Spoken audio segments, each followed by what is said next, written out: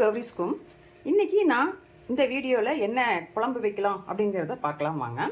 அதுதான் சொல்ல போகிறேன். இன்றைக்கி வந்து தக்காளி குழம்பு ரொம்ப ஈஸியாக வைக்கிறதுங்க, ரொம்ப டேஸ்ட்டாகவும் இருக்கும். எப்படி வைக்கிறதுன்னு பார்க்கலாம். இப்போ அதுக்கு தேவையான பொருள்கள் பார்த்திங்கன்னா,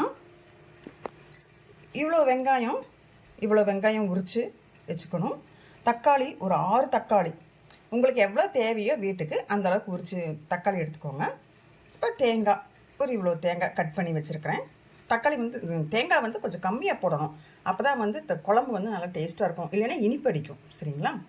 இப்போ வந்து இந்த பொருளெல்லாம் எடுத்து பாருங்கள், தக்காளியை அப்படியே தனியாக வதக்கி வச்சுட்டேன். அப்படியே தூளெல்லாம் சுருங்கி இருக்குது பார்த்தீங்களா? எண்ணெய் ஊற்றி அப்படியே நல்லா வதக்கி வச்சாச்சு. அடுத்தது வெங்காயமும் தேங்காயும் வதக்கிட்டேன். அதில் வந்து இந்த ஸ்பூனுக்கு வெறும் மிளகாப்பொடி எங்கள் வீட்லேயே அரைச்சிதுங்க.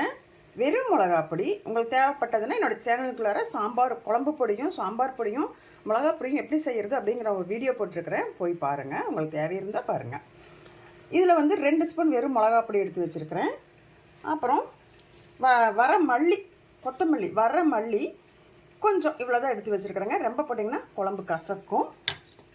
இதெல்லாம் போட்டு வதக்கிட்டேங்க. உங்களுக்கு தேவைப்பட்டால் நீங்கள் வந்து கரம் மசாலா போடணுன்னு போட்டுக்கோங்க. நான் கரம் மசாலா போடலை. அப்புறம் பொட்டுக்கல்ல கொஞ்சம் இதில் போட்டு ஆட்டிக்கிட்டோம்னா நல்லா டேஸ்ட்டும் கொடுக்கும், கொஞ்சம் குழம்பும் வந்து நல்லா குழக்குலன்னு வரும். அதுக்காக தாளிக்கிறதுக்கு கடுகு, கடலப்பருப்பு, கருவேப்பிலை, கொத்தமல்லி, தேவையான அளவு எண்ணெய் எடுத்துக்கலாங்க. அது தாளிக்கும் போது பார்த்துக்கலாம். சரிங்களா? இப்போ அடுத்து இதெல்லாம் ஒன்றா அரைச்சிக்கலாங்க.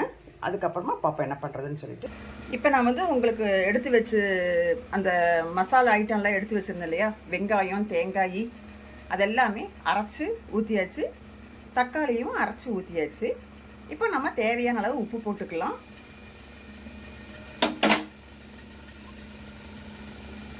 தேவையான அளவு கல்லுப்பு, தேவையான அளவு மஞ்சத்தூள் போட்டு இதை வந்து உங்களுக்கு தேவையான அளவு தண்ணி ஊற்றிக்கோங்க. கொஞ்சம் உப்பு காரமெல்லாம் பார்த்துக்கோங்க. பச்சலைன்னா நீங்கள் மிளகா பொடி போட்டுக்கோங்க.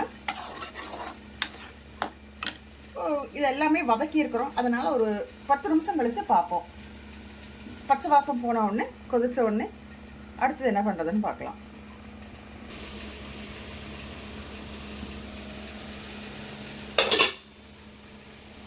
எனக்கு வந்து கொஞ்சம் உப்பு புளியும் கொஞ்சம் புளிப்புத்தன்மை கம்மியாக இருக்கிற மாதிரி இருக்குது. அதனால் நான் கொஞ்சம் லைட்டாக புளி கரைச்சி கொஞ்சம் எங்கள் வீட்டில் அரைச்சி வச்ச அந்த குழம்பு பொடியும் கொஞ்சம் கலந்துக்கிறேன் பத்தாததுக்கு.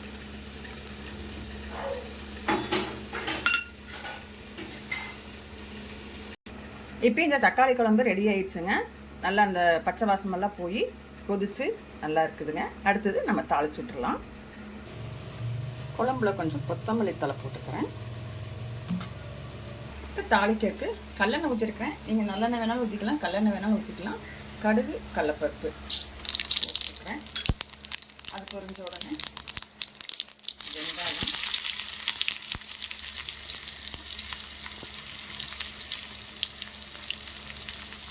இப்போ தாளிச்சு விட்டாச்சுங்க. கடுகு, கடலப்பருப்பு, வெங்காயம், வரமிளகா, கருவேப்பிலை எல்லாம் போட்டு தாளிச்சுக்கிட்டேன். இப்போ குழம்புல ஊற்றிட வேண்டியதுதான். இப்போ குழம்பு தாளிச்சு விட்டாச்சு. குழம்பு இப்போ தக்காளி குழம்பு ரெடிங்க. சூப்பராக இருக்கும். இட்லி தோசைக்கு வச்சுக்கலாம், சாப்பாட்டுக்கும் வச்சுக்கலாம். இந்த மாதிரி நீங்களும் செஞ்சு பார்த்துட்டு எனக்கு எப்படி இருக்குன்னு டேஸ்ட்டு சொல்லுங்கள். இந்த வீடியோ வந்து கண்டிப்பாக உங்களுக்கு பயனுள்ளதாக இருக்கும்.